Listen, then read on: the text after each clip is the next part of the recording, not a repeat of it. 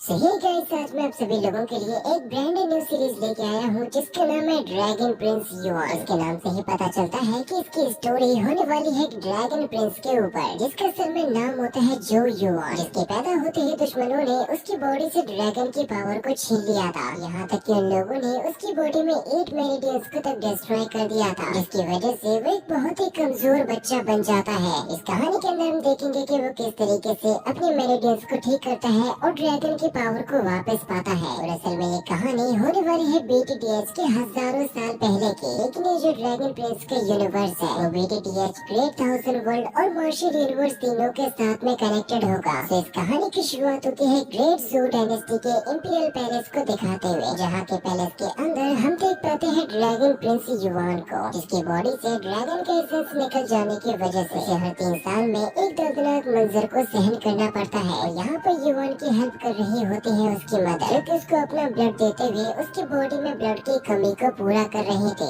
जिनके ऐसा करने से उनको बहुत ही ज्यादा पेन फील भी हो रहा था। लेकिन तभी अचानक से युआन की बॉडी से पावर्स का एक धमाका होता है, जिस धमाके की वजह से क्वीन किन्यू काफी दूर आ जाती है। लेकिन तभी हम ड्रैगन प्रिंस की बॉडी को देखते हैं। इसकी बॉडी में से अचानक से ही बाहर निकलती है ड्रैगन की स्पिरिट, लेकिन वो पूरी तरीके से अपनी बॉडी को फॉर्म नहीं कर पाता, क्योंकि युआन की टोटल 8 मेरिडियंस को डिस्ट्रॉय कर दिया गया था। इसलिए हर बार ही ये वापस से आ जाता है युआन की बॉडी के अंदर। जितनी बार भी ऐसा होता है युआन को असहनीय दर्द को सहन करना पड़ता है। यहाँ तक कि इस बार तो युआन बेहोश भी हो गया था, जिसके बाद फिर यहाँ पर मास्टर किंग देखने लगते हैं युआन को। उसकी हालत को जांच कर वो किंग और क्वीन दोनों को ही बताते हैं कि हाल फिलहाल में आपका बेटा एकदम ठीक है और उसके ऊपर अभी तो कोई खतरा नहीं है। वो बताते हैं कि लेकिन जिस एज में अब युआन आ चुका है, तब तक उसकी डिस्ट्रॉय हो चुकी 8 मेरिडियंस अभी तक दोबारा से ठीक हो जानी चाहिए थी। लेकिन अभी तक प्रिंस की डिस्ट्रॉय हो चुकी मेरिडियंस का तो कोई अता पता भी नहीं है, जिसकी वजह से युआन के पेरेंट्स को उसकी बहुत ही ज्यादा चिंता हो रही थी। लेकिन युआन की मॉम ने अपने बेटे को बचाने के लिए अपना काफी ज्यादा ब्लड गवा दिया। इसलिए मास्टर किंग उनसे कहते हैं कि आपको भी अपने ऊपर थोड़ा सा ध्यान देना चाहिए, क्योंकि आपकी हेल्थ भी हमारे लिए उतनी ही ज्यादा जरूरी है। क्वीन कहती है कि युआन की बॉडी में जो पॉइजन है हर 3 साल में जब भी एक्टिवेट होता है वो पिछली बार से ज्यादा उसकी हालत को खराब कर देता है। वैसे तो वो खुद को ही बचा लेगा, लेकिन अगर उसकी मेरिडियंस ठीक ना हुई तो फिर वो क्या ही कर पाएगा। और इसमें आकर हम लोग भी क्या कर सकते हैं। मास्टर किंग बताते हैं कि लेकिन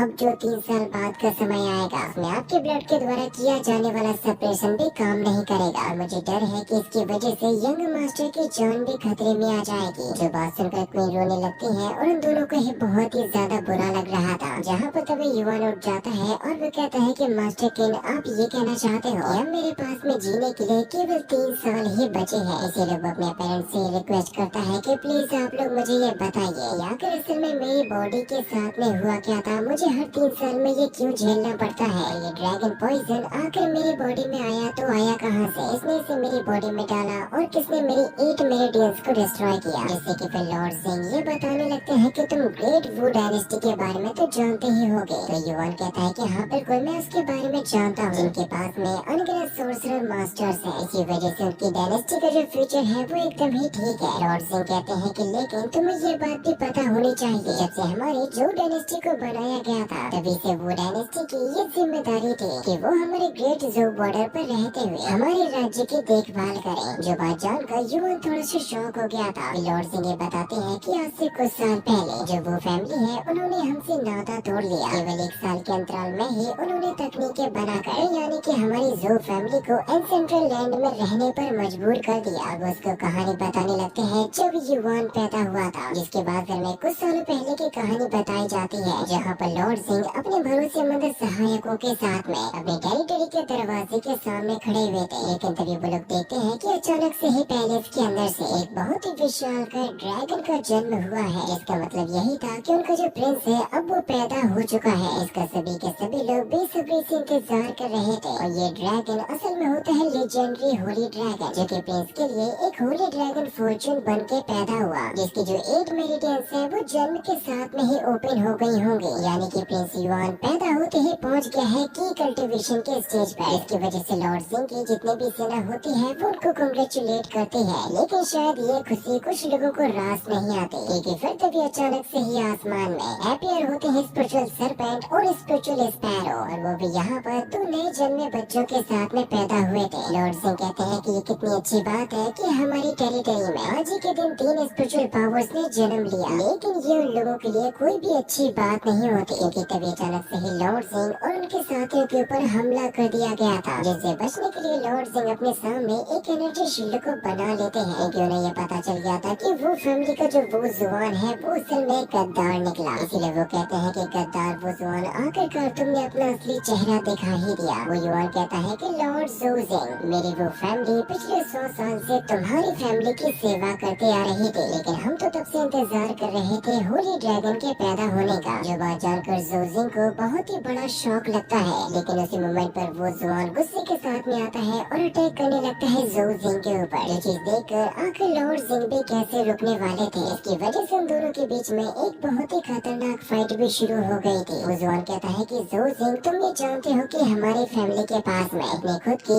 एक ऐतिहासिक प्रोफेसी है, जिसके हिसाब से मेरी फैमिली में जो पाइथन और स्पैरो की स्पिरिट जन्म लेंगे वो सीधा ही खाने के लिए चले आएंगे ड्रैगन को। इसलिए अब तो तुम समझ ही गए होगे कि आज ये सब कुछ तुम्हारे साथ में क्यों हो रहा है, क्योंकि तभी जाकर निर्माण हो पाएगा मेरी ग्रेट वू डायनेस्टी का। इसकी वजह से ये दोनों ही बहुत ही ज्यादा खतरनाक तरीके से फाइट करने लगे थे, लेकिन नीचे जो जो आर्मी और वो आर्मी के बीच में फाइट चल रही थी, वहाँ पर भी वो आर्मी का पलड़ा भारी होता है। और वो जुआन ने जोजिंग की भी हालत खराब कर दी थी। वो जुआन कहता है कि जैसे ही तुम्हारे बेटे ने जन्म लिया, उसी समय पर मेरी पत्नी ने एक बेटे और एक बेटी को जन्म दिया है, जो कि पाइथन और स्पैरो की स्पिरिट के साथ में पैदा हुए हैं। इन बच्चों को उसने असल में पूरे 3 साल से अपने पेट में रखा हुआ था, जिसके बाद वो जोजिंग पर हमला करते हुए इसे ये कहता है कि तुम उतने बेवकूफ नहीं हो कि मेरी बात को ना समझ सको। हमारे जिन बच्चों ने जन्म लिया है एक ही साल में, एक ही महीने में और एक ही दिन पर, वो सिर्फ इस वजह से ताकि मेरे बच्चों का फॉर्चून तुम्हारे बच्चे के फॉर्चून को निगल सके। जोजिंग कहते हैं कि अच्छा, तो यानी कि तुम यहाँ पर मेरे बेटे के होली ड्रैगन फॉर्चून को लेने के लिए आए हो, लेकिन मैं किसी भी हाल में उसे किसी गद्दार के हाथों नहीं लगने दूंगा। जुआन कहता है कि देखो, आज जो तुम्हारे साथ में हो रहा है वो कोई एक दिन का काम नहीं है, कि मैं तो कई महीनों से तुम्हारे राज्य को घेरते जा रहा हूँ, ताकि समय आने पर मैं तुम्हें मजबूरन घुटनों पर ला सकूं। और अब वक्त आ चुका है कि मैं तुम्हारी गुलामी छोड़कर अपने एक नए राज्य का निर्माण करूं। लेकिन जो लॉर्ड जोजिंग के सेनापति होते हैं वो काफी पावरफुल थे, इसलिए वो जुआन की सेना के कई सारे लोगों को मार चुके थे। इसीलिए वो चिल्लाते हुए अपने सिपाहियों से कहते हैं कि जल्दी से जाकर दरवाजे को बंद कर दो, लेकिन उन सिपाहियों की संख्या तो ऑलरेडी काफी कम हो चुकी थी। जहाँ पर तभी वो जुआन की सेना के लोग आकर उनको भी जान से मार देते हैं, और वो जुआन तो एकदम ही पागल हो चुका था ताकत पाने के लालच में। इसीलिए वो जोकिंग से कहता है कि तुम्हारे पास में केवल एक ही ऑप्शन है अपने आप को बचाने का, वो ये है कि अपने बेटे के होली ड्रैगन फॉर्चून को मेरे हवाले कर दो, अभी मैं तुम्हारी जो फैमिली की जान को बख्शूंगा। लेकिन जोजिंग खुद के होते हुए ऐसा कैसे कर सकते थे, इसलिए उन्होंने अपनी स्पिरिचुअल पावर की मदद से बहुत ही स्ट्रॉन्ग अटैक किया होता है, जिसका मुकाबला वो जुआन बहुत ही आसानी के साथ में कर रहा था अपनी स्पिरिचुअल पावर का यूज करते हुए। लेकिन इन दोनों की ये पावर क्लैशिंग एक दूसरे को दहला कर रख देती है। एलिस की भी हालत खराब होने लगी थी, और जो वो जुआन के साथी थे वो जोजिंग के सेनापति और बाकी की सेना को मारने में लगे हुए थे। जोजिंग को ये पता लगता है कि ये लोग जो यहाँ पर पावर्स का यूज कर रहे हैं, उस वजह से एलिस का जो दरवाजा है वो अब टूटने वाला है। इस मौके का फायदा उठाकर वो जुआन बहुत ही आसानी के साथ में घायल कर देता है जोजिंग को। इसकी वजह से वो बहुत ही बुरी तरीके से इंजर्ड होकर नीचे जाकर गिरे थे। वो जुआन सामने आकर कहता है कि बस तुम होली ड्रैगन फॉर्चून को मेरे हवाले कर दो, तुम बेकार में अपने साथ साथ अपने राज्य का सर्वनाश कराना चाहते हो। केवल तुम्हारी वजह से तुम्हारी ये बेकसूर सेना भी मारी जा रही है। अगर तुमने ऐसा नहीं किया तो मैं तुम्हारे पूरे जो क्लेन को ही खत्म कर दूंगा। तुम्हारे वंश को आगे बढ़ने के लिए एक बच्चा तक जिंदा नहीं बचेगा, जिस वजह से मजबूरन जोजिंग को उसकी बात माननी ही पड़ती है। वो जुआन ने लिटिल युआन को लेकर रख दिया होता है फॉर्मेशन के ऊपर, ताकि वो उसकी बॉडी में से होली ड्रैगन फॉर्चून को बाहर निकाल सके। और ये नजारा देखने में वाकई में बहुत ही ज्यादा शानदार भी लग रहा था, क्योंकि इस फॉर्मेशन की वजह से लिटिल युआन की बॉडी से फाइनली बाहर आ जाता है उसका ड्रैगन। लेकिन इस ड्रैगन का शिकार करने के लिए ऑलरेडी वहाँ पर मौजूद होते हैं पाइथन और स्पैरो की स्पिरिट, जो कि इस ड्रैगन पर हमला करते हुए उसकी स्पिरिट को सक करने लगते हैं। लेकिन इतनी आसानी के साथ में ड्रैगन की पावर को ले पाना ये कोई मजाक की बात नहीं थी। पाइथन और स्पैरो दोनों की ही हालत खराब होने लगती है, तो फिर उनकी हेल्प करने के लिए वो जुआन यूज करता है अपने पावर अटैक को। और न्यू बॉर्न होने की वजह से अभी ड्रैगन स्पिरिट उतनी ज्यादा केपेबल नहीं होती, जिसकी वजह से जो पाइथन और स्पैरो की स्पिरिट होती है वो लोग पूरी तरीके से ड्रैगन की स्पिरिचुअल एनर्जी को निगल जाते हैं, जो नजारा देखते हुए वुजुआन कहता है कि चलो आखिरकार मेरे ग्रेट वू डायनेस्टी की नींव रखी गई, जिसको प्रोटेक्ट करेंगे ड्रैगन और फीनिक्स। इसीलिए उसको पूरा यकीन होता है कि आने वाले समय में उसका राज्य सबसे ज्यादा ताकतवर बन जाएगा और इस पूरी दुनिया को डोमिनेट भी करेगा। प्रिंस युआन की बॉडी से उसके ड्रैगन के निकल जाने के बाद भी अभी भी उसकी 8 मेरिडियंस एक्टिव होती हैं, जो चीज देखकर वुजुआन कहता है कि मैं तुम्हें कुछ भी करने के लायक नहीं छोड़ूंगा, क्योंकि उसने अपनी पावर्स की मदद से ब्लॉक कर दिया होता है प्रिंस युआन की 8 मेरिडियंस को। कहता है कि मैं फ्यूचर में आने वाली सभी मुश्किलों को अभी खत्म कर देता हूँ। तभी हम प्रेजेंट टाइम का सीन देखते हैं जहाँ पर ज़ू ये बता रहे थे कि उसी वक्त से हमेशा हमेशा के लिए तुम्हारी 8 मेरिडियंस खत्म हो गई, जो कि आज तक ना तो एक्टिव हो पाई है और ना ही उनके बारे में कुछ पता चला है कि उसी ने तुम्हारी बॉडी के अंदर ड्रैगन पॉइजन को डाल दिया था। युआन की मॉम उससे माफी मांगने लगती है कि बेटा मुझे माफ करना, हम लोग बचपन से आज तक तुमसे झूठ बोलते आ रहे थे। युआन कहता है कि मॉम देखो चाहे कुछ भी हो लेकिन मैं हमेशा ही आप लोगों के ही साथ में रहूंगा। मास्टर किंग कहते हैं कि हम लोग इतने सालों से आपके बॉडी में जो ड्रैगन पॉइजन है उसको सप्रेस करते आ रहे थे, जिसके लिए हर साल ही आपके मॉम अपने खून का यूज करते थे, लेकिन जितनी बार भी उन्होंने तुम्हें बचाने के लिए अपने खून को दिया है हर बार ही उनकी जिंदगी के 3 साल कम हो जाया करते थे। इसी वजह से अब तो उनकी जिंदगी 10 साल की भी नहीं बची है। विंकिन कहते हैं कि मास्टर आपको ये कहने की कोई जरूरत नहीं थी, लेकिन अब ये बातें सुनने के बाद प्रिंस युआन के अंदर बहुत ही ज्यादा गुस्सा भर गया था। उसका गुस्सा तो 7वें आसमान पर पहुंच जाता है, उसकी आंखें एकदम ही लाल हो चुकी थी। वो कहता है कि यानी कि ये जो सब कुछ मेरी फैमिली के साथ में हो रहा है वो किया है वो फैमिली ने, जिनसे अब मुझे किसी भी हाल में बदलना चाहिए। इसलिए वो कहने लगता है कि डैड मुझे बताइए कि क्या माँ की उम्र को बढ़ाने का और कोई रास्ता नहीं है। लॉर्ड सिंह कहते हैं कि हाँ रास्ता तो है, लेकिन जिन ट्रीजर्स की मदद से ऐसा किया जाता है वो बहुत ही ज्यादा रेयर होते हैं। मैंने अपने पूरी डायनेस्टी के चप्पे चप्पे को छान लिया है, लेकिन मुझे आज तक कोई भी ऐसा ट्रीजर नहीं मिला। युआन कहता है कि डैड मुझे बताइए क्या मैं वाकई में कोई सोर्सरर मास्टर नहीं बन पाऊंगा। लॉर्ड सिंह कहते हैं कि देखो चाहे जो भी हो बस तुम्हें हार नहीं माननी है। युआन कहता है कि यानी कि ये सारी की सारी सोची समझी साजिश थी वो फैमिली की, और उन्होंने समय आते ही अपना असली रंग दिखा दिया। लेकिन जो आने वाले अगले 100 साल होंगे उस वक्त पर वो फैमिली हमारी फैमिली से नई स्प्रेड को लेकर हमें पूरी तरीके से ही खत्म कर देगी, लेकिन मेरे होते हुए मैं ऐसा कभी भी नहीं होने दूंगा। मैं ये सब कुछ बदलने के लिए अपनी खुद की ताकत का यूज करूंगा। बात जानकर उसके डैड उसको अप्रिशिएट करते हैं, कहते हैं कि क्योंकि तुम ये खुद से ही करना चाहते हो तो मैं भी तुम्हारी हेल्प करने में अपनी पूरी जान लगा दूंगा। युआन कहता है कि डैड वैसे मेरे पास में एक रास्ता है। वो कहता है कि अगर मेरे सफल होने के केवल 1% भी चांसेस होंगे तो मैं इसमें 100 बार भी ट्राई करूंगा। जो बात सुनकर लॉर्ड सिंह कहते हैं कि 2 दिन बाद तुम मेरे साथ में चलोगे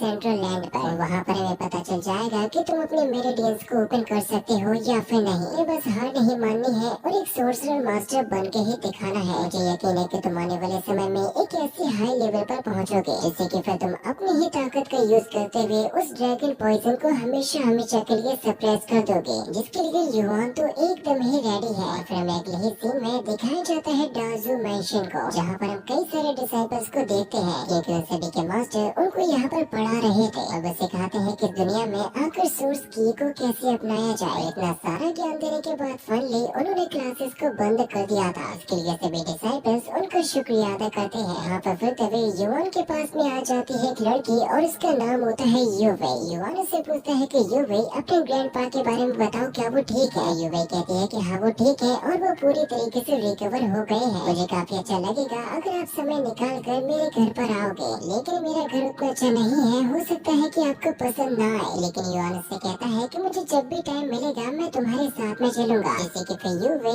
उस वक्त को याद करने लगती है जब उसके ग्रैंडपा की हालत बहुत ही ज्यादा खराब हो गई थी और वो किसी से हेल्प मांग रही होती है उसके ग्रैंडपा को बचाने के लिए। यहाँ तक कि वो तो डॉक्टर से ये भी कहती है कि आप जो भी कहोगे मैं वो करने के लिए तैयार हूँ। जिस मोमेंट पर फिर तभी वहाँ पर एंट्री हुई थी प्रिंस युआन की, जो कि सबसे पहले अपना छाता दे देता है युवे को क्योंकि वो काफी देर से बारिश में भीग रही थी। जिसके बाद वो दरवाजे को खोलता है और कहता है कि जो भी हो जल्दी से हेल्प करने के लिए आओ। इसी मोमेंट से युआन युवे की जिंदगी का एक हीरो बन चुका था। तभी युआन युवे से कहता है कि मैंने सुना है कि तुम अपने 3 मेरिडियंस को ओपन कर चुकी हो। मुझे पूरा यकीन है कि आने वाले समय में तुम्हें और भी सफलता प्राप्त होगी। मुझे लगता है कि तुम केवल एक ही साल में अपनी उम्र के लोगों से ज्यादा आगे निकल जाओगी। यहाँ तक कि मेरे डैड भी मेरी तारीफ करेंगे तुमसे दोस्ती करने की वजह से। वैसे जो एनुअल एग्जामिनेशन है वो 2 महीनों में स्टार्ट हो जाएगा, इसलिए मेरे ख्याल से तुम्हें और ज्यादा हार्ड वर्क करना चाहिए। चाहता हूँ कि तुम एग्जाम में दूसरों के सामने अपनी अच्छी छवि बनाओ। लेकिन फिर तभी वहाँ पर एक बंदा आता है और वो कहता है कि नहीं, वो अपनी ये छवि नहीं बना पाएंगे, क्योंकि यूवी के पास में जो जेड पेंडेंट होता है वो उस बंदे के पास में पहुँच गया था। इसके बारे में बताने के लिए तभी वहाँ पर एक बंदा उठता है जिसका असल में नाम होता है लिन फैंग, और वो ये कहता है कि आज से कुछ दिनों पहले यूफई की बहस हो गई थी इस जूलियन नाम के बंदे के साथ में, जिससे कि जूलियन ने यूफई को फाइट के लिए चैलेंज कर दिया था और शर्त ये रखी थी कि अगर यूफई जीत जाएगी तो वो उसको दे देगा एग्जामिनेशन स्पॉट। लेकिन ये बंदा तो बहुत ही ज्यादा चालाक है, क्योंकि उसने यूफई को हराने के लिए यूज किया था एक सोर्स वेपन को। जूलियन कहता है कि देखो, चाहे कुछ भी हुआ हो लेकिन मैं बैटल को जीता हूँ, और अगर प्रिंस जो युवान मुझसे ये लेना चाहते हैं तो फिर उन्हें मेरे साथ में फाइट करते हुए मुझसे कंपटीशन को जीतना होगा। लिन फैंग युवान की साइड लेता है कि अभी तक उसकी मेरिडियंस ओपन नहीं हुई है, लेकिन फिर भी युवान ने उसके चैलेंज को एक्सेप्ट कर लिया था, और आखिरकार लिन फैंग उससे फंसाना भी तो इसी फाइट में ही चाहता था। युवान जूलियन के पास में जाता है और उससे कहता है कि अगर तुम इस फाइट को जीत जाओगे तो फिर मैं तुम्हें अपना सोर्स गैदरिंग जेड भी दे दूंगा, लेकिन अगर तुम हार जाते हो तो फिर तुम्हें यूवी का जेड वापस लौटाना होगा। जूलियन कहता है कि जब आप मुझे अपना जेड देना ही चाहते हो तो फिर आखिर मैं भी कैसे पीछे हट सकता हूँ। अब जल्दी से बाहर आ जाइए, मैं आपका इंतजार कर रहा हूँ। यूवी युवान को रोकने की कोशिश करती है कि नहीं, ऐसा मत करो, लेकिन युवान यूवी से कहता है कि अगर दोस्त की मदद नहीं करेंगे तो फिर आखिर कौन ही करेगा। ये प्रिंस युवान का वादा है कि मैं तुम्हें तुम्हारी चीज को वापस लौटा के रहूंगा। इसके बाद अब युवान और जूलियन के बीच में फाइट होने वाली थी। यहाँ के लोग ये बातें कर रहे थे कि आखिर मास्टर युवान जूलियन को कैसे हराएंगे जबकि वो अपने 2 मेरिडियंस को ओपन कर चुका है। तभी लिन फैंग यहाँ पर ये कह रहा था कि मैंने सोचा नहीं था कि हमारे प्रिंस किसी वुमेन के लिए इतना भी कुछ कर सकते हैं, जबकि ये जानते हुए कि वो हार जाएंगे। कम से कम वो इसके बारे में थोड़ा सा पता तो कर लेते। जूलियन कहने लगता है कि युवान, अगर मैंने तुम्हें चोट पहुंचा दी तो प्लीज मुझे माफ कर देना, क्योंकि ऐसा तुम्हारे साथ में होगा, लेकिन मैं तुम्हें मौका देता हूँ कि तुम अपना सबसे पहला हमला करो। लेकिन युवान कहता है कि चलो देखते हैं आखिर कौन किसको मारेगा। इसकी वजह से फिर जूलियन तुरंत ही गुस्से के साथ में आने लगता है युवान पर अटैक करने के लिए, लेकिन केवल पहला हमला करने से ही जूलियन को ये पता लग गया था कि ये कमजोर बंदा नहीं है। और युवान के पास में ये नई पावर देखकर सभी लोग एकदम ही शॉक हो गए थे, क्योंकि किसी को भी ये लगा ही नहीं था कि युवान इतना अच्छा परफॉर्म करेगा। अभी जूलियन कहता है कि अब मैं तुम्हें बताऊंगा कि जिसने मेरे डेंस को ओपन कर लिया हो और जिसने ना किया हो उसमें फर्क क्या होता है। कि फिर तभी वो यहाँ पर एक्टिवेट कर लेता है अपनी स्पिरिचुअल एनर्जी को। कहता है कि तुम्हारी स्पीड और स्ट्रेंथ मुझसे 10 गुना कम है, और मैं देखता हूँ आकर तुम मुझे कैसे हराते हो। जैसे कि फिर वो जैसे ही युवान पर हमला करने के लिए आता है तो युवान ने बहुत ही आसानी के साथ में उसके इस हमले को डॉज कर दिया था, जिसके बाद फिर इन दोनों के बीच में एक काफी शानदार फाइट भी शुरू हो गई थी, जहाँ पर युवान बहुत ही आसानी के साथ में बैंड बजा रहा था जूलियन के। यहाँ तक उसने तो कई सारे पंचेस भी हिट किए थे जूलियन के चेहरे के ऊपर। जो चीज देखते हुए जूलियन कहता है कि अब तो मुझे बहुत ही ज्यादा गुस्सा दिला चुके हो। युवान जूलियन से कहता है कि जरा संभल के रहना। जिसके बाद फिर ये दोनों ही एक दूसरे पर बहुत ही तेजी के साथ में हमला करने को जा रहे थे। वो दोनों ही अपने अपने पंचेस को मोस्ट पावरफुल अटैक में बदल लेते हैं। इससे कि वाकई में नजर आ रहा था कि युवान इस फाइट में जीत नहीं पाएगा, क्योंकि पावर्स के मामले में वाकई में युवान जूलियन की बराबरी का नहीं था। लेकिन उसी मोमेंट पर युवान की बॉडी से निकलती है काफी सारी एनर्जी। इसके धमाके की वजह से जूलियन की हालत खराब हो गई थी और वो दीवार से जाके टकराता है। दैट मींस कि फाइनली यहाँ पर जूलियन हार चुका है और युवान इस बैटल को जीत चुका है। किसी को भी यकीन नहीं होता कि मास्टर युवान के पास में एक भी मेरिडियन ओपन न होते हुए भी उन्होंने 2 मेरिडियंस वाले बंदे को धूल चटा दी। जो चीज देखकर यूफे को तो बहुत खुशी मिलती है, लेकिन उसके साथ में जो बंदा खड़ा हुआ था लिन फैंग, उसे बहुत ही ज्यादा गुस्सा आ रहा था क्योंकि वो जलता है युवान से। और अभी युवान ने फाइनली प्राप्त कर लिया होता है यूफे के टोकन को। लिन फैंग जूलियन से ये कहते हुए चला जाता है कि तुम अब किसी भी लायक नहीं बचे हो, क्योंकि तुम यहाँ के सबसे कमजोर लड़के को न हरा सके। सभी लोगों के चले जाने के बाद युवान वापस कर देता है यूफे को उसका जेल और कहता है कि अभी ग्रैंड कंपटीशन के लिए पूरा 1 महीना बचा है। लेकिन फिर भी यहाँ पर सभी लोग बहुत ही कंसिस्टेंसी के साथ में कल्टीवेशन कर रहे हैं। अगर तुम्हें किसी भी कल्टीवेशन रिसोर्सेज की जरूरत हो तो मुझे बता देना। लेकिन यूफे कहती है कि नहीं, मैं इतने में ही खुश हूँ। आपने मुझे मेरी जगह वापस लौटा दी, इससे बड़ी बात और क्या ही हो सकती है। आपने आज जो मेरे लिए किया है हो सकता है उससे मेरी पूरी जिंदगी ही बदल जाए। इसीलिए वह कहती है कि आपका बहुत बहुत शुक्रिया प्रिंस जो कि आप मेरे दोस्त हो। यूफी एक बहुत ही समझदार लड़की होती है, इसलिए वो कहती है कि मैं हर चीज के लिए आपके ऊपर तो निर्भर नहीं रह सकते, इसलिए बाकी की चीजें मुझे खुद से ही संभालने दो। जिससे कि फिर ये दोनों ही बातें करते हुए यहाँ से वापस जाने लगते हैं। युवान ये कहते जा रहा था कि तुम्हें किसी भी हाल में अपने कल्टीवेशन को आगे बढ़ाना है, लेकिन तभी एक गली के अंदर हम देख पाते हैं जूलिन को, जो कि लिन फैंग से रहम की भीख मांग रहा था। उससे कहता है कि लिन फैंग मुझे माफ कर दो, मुझे ये पता ही नहीं था कि ये प्रिंस युवान इतना ज्यादा स्ट्रॉन्ग हो चुका होगा। निजाम उस पर नाराज मत होइए क्योंकि इसमें मेरी कोई भी गलती नहीं है। कि लिन फैंग तो उसको सजा देने के लिए आ रहा था, इसीलिए जूलिन गुस्से के साथ में कहता है कि लिन फैंग अब तुम अपनी हद पार कर रहे हो। जो बात सुनते ही लिन फैंग को काफी गुस्सा आता है और वो जूलिन के ऊपर अपने पावर से प्रेशर डालते हुए उसके ऊपर एक बहुत ही तगड़ा अटैक करता है, जिससे कि जूलिन ने दीवार को तक फोड़ दिया था। लिन फैंग के इस गुस्से को दूर खड़ा हुआ एक और बंदा देख रहा था, जिसका असल में नाम होता है क्यूयू। के बाद अब हमें अगले ही सीन में दिखाया जाता है इस डायनेस्टी के एक बहुत ही स्पेशल जगह को, जहाँ पर युवान के डैड उसको लेकर आए थे और बताते हैं कि ये हमारे एंसेंट्रल लैंड का एक सीक्रेट चैम्बर है, जहाँ पर हमें ये पता चलता है कि अगर हमारे अंदर कोई छुपी हुई शक्ति है तो वो किस तरीके से बाहर आएगी। और इस जगह ने हमेशा ही हमारी फैमिली के हर जनरेशन की हेल्प की है। आज वक्त है उस मौके को आजमाना जो कि विरासत में तुम्हें मिला है। इसको खोलने का रास्ता केवल एक ही है, जो कि है हमारे खून के अंदर। लेकिन हमारी फैमिली के कुछ लोग इसको अपने खून की मदद से भी नहीं खोल पाए, लेकिन मुझे पूरा यकीन है कि अगर तुम इसको ओपन कर पाते हो तो तुम्हारी बॉडी के अंदर जो मेरिडियंस के ओपन ना होने की प्रॉब्लम है, इसका सोल्यूशन केवल यहीं से मिल पाएगा। इससे कि फिर युवान तुरंत ही अपने दांतों से अपनी उंगली को काटता है और खून को नीचे गिरा देता है, ताकि यहाँ पर जो भी हो वो एक्टिवेट हो सके।